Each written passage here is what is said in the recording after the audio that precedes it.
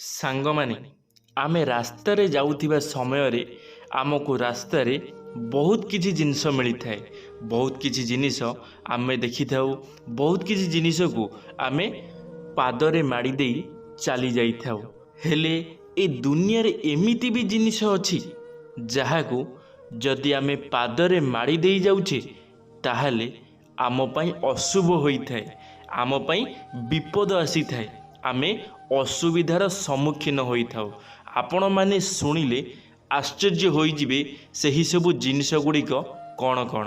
ହଁ ସାଙ୍ଗମାନେ, ଆଜିର ଭିଡ଼ିଓରେ ଆମେ ଜାଣିବା ସେହି ସବୁ ଜିନିଷ କ'ଣ ଯାହାକୁ ଆମେ ରାସ୍ତାରେ ପଡ଼ିଥିବାର ଦେଖିଲେ ମଧ୍ୟ ପାଦରେ କେବେ ବି ହେଲେ ମାଡ଼ିବା ନାହିଁ।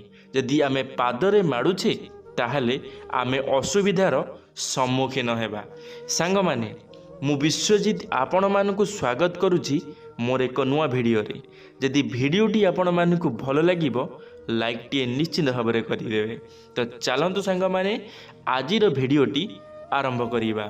ସାଙ୍ଗମାନେ, ରାସ୍ତାରେ ଭୁଲରେ ବି ଡେଇଁକି ପାର ହୁଅନ୍ତୁ ନାହିଁ ଏହିସବୁ ଜିନିଷ, ନହେଲେ ଆପଣଙ୍କ ସହିତ ଘଟିପାରେ ବହୁତ ବଡ଼ ଅଘଟଣ।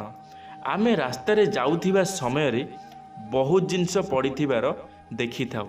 ଏହିସବୁ ଜିନିଷ ପ୍ରତି ଧ୍ୟାନ ନ ଦେଇ ଆମେ ଏହାକୁ ଡେଇଁକରି ଚାଲି ଯାଇଥାଉ।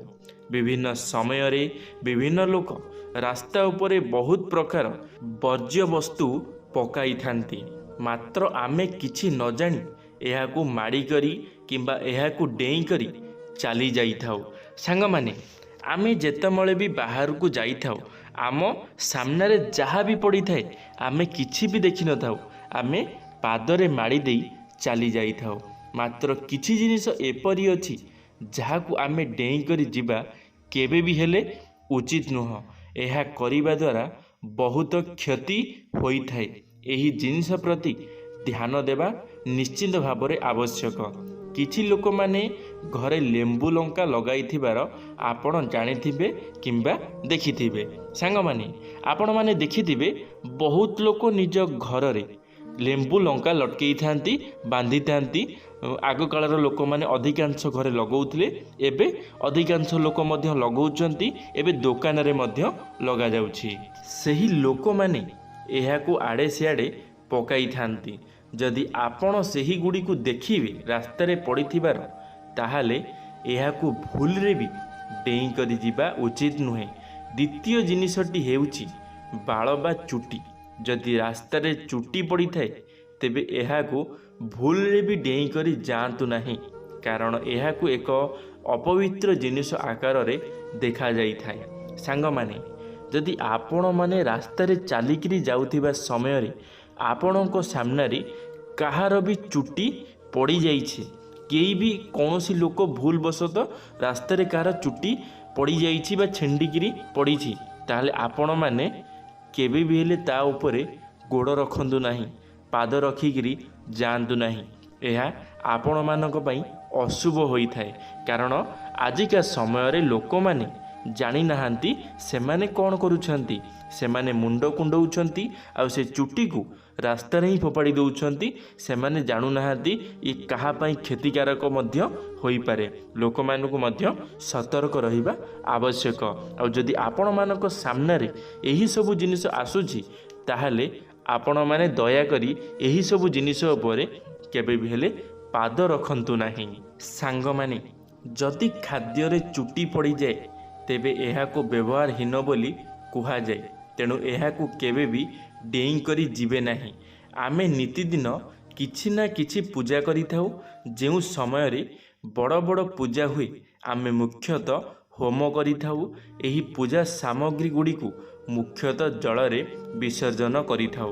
ମାତ୍ର କିଛି ଲୋକ ଅଛନ୍ତି ଯେଉଁମାନେ ପୂଜା ସରିଲା ପରେ ଏହିସବୁ ଜିନିଷକୁ ବାହାରେ ଫୋପାଡ଼ି ଦେଇଥାନ୍ତି। ଆପଣମାନେ କେବେ ବି ଏହି ଅପବ୍ୟବହୃତ ପୂଜା ସାମଗ୍ରୀ ଗୁଡ଼ିକୁ ଡେଇଁକରି ଯାଆନ୍ତୁ ନାହିଁ। ଅନ୍ୟ ଏକ ଜିନିଷ ହେଉଛି ଗାଧୋଇ ସାରିଥିବା ପାଣି। ଆମେ ବାହାରେ ଗାଧୋଉଥିବା ସମୟରେ ଗାଧୁଆ ପାଣିକୁ ରାସ୍ତାରେ ଢାଳି ଦେଇଥାଉ। ଯଦି ଆପଣ ଜାଣିଛନ୍ତି ଯେ ସେହି ପାଣି ଗାଧୁଆ ପାଣି ଅଟେ ତେବେ ଏହାକୁ ଡେଇଁକରି କେବେ ବି ହେଲେ ଯାଆନ୍ତୁ ନାହିଁ। ସାଙ୍ଗମାନେ, ଆପଣମାନେ ଜାଣିଥିବେ ଆଜିକା ସମୟରେ ଲୋକମାନେ ଯେତେବେଳେ ପୂଜା ପର୍ବ କରୁଛନ୍ତି, ଯଦି କୌଣସି ପୂଜା ଘରେ ହେଉଛି, ଯଦି ହୋମକ୍ରିୟା ହେଉଛି, ତାହେଲେ ଲୋକମାନେ କ'ଣ କରୁଛନ୍ତି, ସେ ଯେଉଁ ହୋମର ଯେଉଁ ନିଆଁ ଥାଏ ସେ ପାଉଁଶକୁ ସେମାନେ କେହି କେହି ନେଇ ନଦୀରେ ପ୍ରବାହିତ କରିଦେଉଛନ୍ତି, ବିସର୍ଜନ କରିଦେଉଛନ୍ତି, ତ କେହି କେହି ସେମିତି ଯେଉଁଠି ନା ସେ କେଉଁଠି ଫୋପାଡ଼ି ଦେଉଛନ୍ତି। ତ ଆପଣମାନଙ୍କୁ ମୁଁ ଜଣାଇ ଦେବାକୁ ଚାହୁଁଛି, ଯଦି ଆପଣଙ୍କ ସାମ୍ନାରେ କେବେ ବି ହେଲେ ହୋମ ନିଆଁ, ହୋମର ପାଉଁଶ ଆପଣଙ୍କ ସାମ୍ନାରେ ଦେଖାଯାଉଛି ଆଉ ଆପଣ ଦେଖୁଛନ୍ତି ରାସ୍ତାରେ ପଡ଼ିଛି, ଆଉ ଆପଣଙ୍କ ପାଦ ସେଇପଟେ ଯିବା ସମୟରେ ସେଇ ହୋମର ପାଉଁଶ ଉପରେ ପଡ଼ିଯାଉଛି, ତାହେଲେ ଆପଣମାନେ ଟିକେ ଧ୍ୟାନ ରଖନ୍ତୁ ନିଜର। କାରଣ ଭଗବାନ ଅସନ୍ତୁଷ୍ଟ ହୋଇଥାନ୍ତି ଯଦି ଆପଣ ଏମିତି କାମ କରିଥାନ୍ତି। ଯେଉଁମାନେ ଏସବୁ ଭୁଲ କାମ କରୁଛନ୍ତି ସେମାନଙ୍କୁ ମଧ୍ୟ ସୁଧାରିବାକୁ ମୁଁ ଚାହୁଁଛି କି ସୁଧୁରି ଯାଆନ୍ତୁ। ଯେଉଁମାନେ ଏହିସବୁ ଜିନିଷକୁ ପାଣିରେ ନ ଫୋପାଡ଼ି କୌଣସି ଗୋଟିଏ ଶୁଖିଲା ଜାଗାରେ ଫୋପାଡ଼ୁଛନ୍ତି, ଲୋକମାନଙ୍କର ଯିବା ବାଟରେ ଫୋପାଡ଼ୁଛନ୍ତି, ଦୟାକରି ଏମିତି ଭୁଲ କେବେ ବି କରନ୍ତୁ ନାହିଁ। କାରଣ ଗୋଟିଏ ସମୟରେ ଆପଣମାନେ ହିଁ ଅସୁବିଧାରେ ପଡ଼ିବେ। ସାଙ୍ଗମାନେ, ଆଉ ଏକ କଥା ହେଉଛି, ଆପଣମାନେ ଦେଖିଥିବେ ଗାଁ ଗାଉଁଲିର ଲୋକମାନେ ଶୀତ ଦିନରେ ରାସ୍ତା ଉପରେ ଗାଧେଇବା ପାଇଁ ସେମାନଙ୍କୁ ଅତି ଭଲ ଲାଗିଥାଏ। ରାସ୍ତା ଉପରେ ଯେଉଁ ଗାଧେଇଥାନ୍ତି ସେ ପାଣି ଗୁଡ଼ିକ ସେଇ ରାସ୍ତାରେ ହିଁ ବହି ଯାଇଥାଏ, ଆପଣମାନେ ନିଶ୍ଚିନ୍ତ ଭାବରେ ଦେଖିଥିବେ।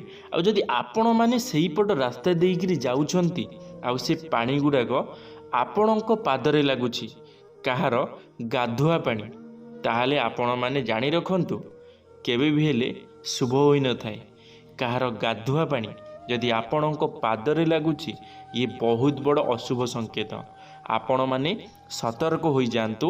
ଯଦି ଆପଣମାନେ ଜାଣିନାହାନ୍ତି ସେ କଥା କିଛି ଅଲଗା, ଯଦି ଆପଣମାନେ ଜାଣି ଭୁଲ କରୁଛନ୍ତି, ଜାଣିକିରି ଆପଣମାନେ ସେ ପାଣି ଦେହରେ ପାଦ ଦେଇକିରି ଯାଉଛନ୍ତି, ତାହେଲେ ଆପଣମାନେ ଆଜିଠାରୁ ସତର୍କ ହୋଇଯାଆନ୍ତୁ।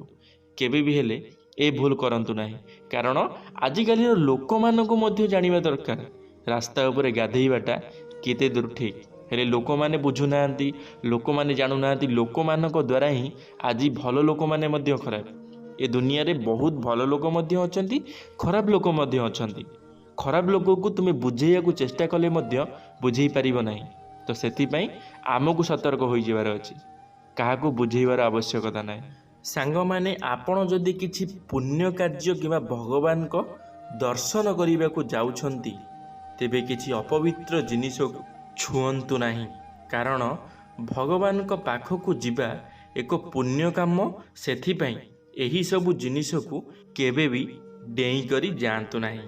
ସାଙ୍ଗମାନେ, ଯଦି ଭିଡ଼ିଓଟିକୁ ଆପଣମାନେ ଶେଷ ପର୍ଯ୍ୟନ୍ତ ଦେଖିଲେ, ଯଦି ଆପଣମାନେ ଏ ଭିଡ଼ିଓରୁ କିଛି ଶିଖିଲେ, ତାହେଲେ ଯାଇ ଏ ଭିଡ଼ିଓଟିକୁ ଲାଇକ୍ କରିବେ। ନହେଲେ କୌଣସି ଆବଶ୍ୟକ ନାହିଁ ଆପଣମାନେ ଏ ଭିଡ଼ିଓଟିକୁ ଲାଇକ୍ କରନ୍ତୁ ବୋଲି।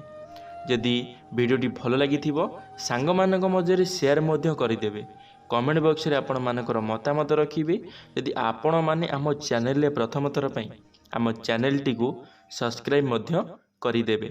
ଧନ୍ୟବାଦ ସାଙ୍ଗମାନେ। ଜୟ ଜଗନ୍ନାଥ, ଜୟ ମା ଶାରଳା, ଜୟ ଶ୍ରୀକୃଷ୍ଣ।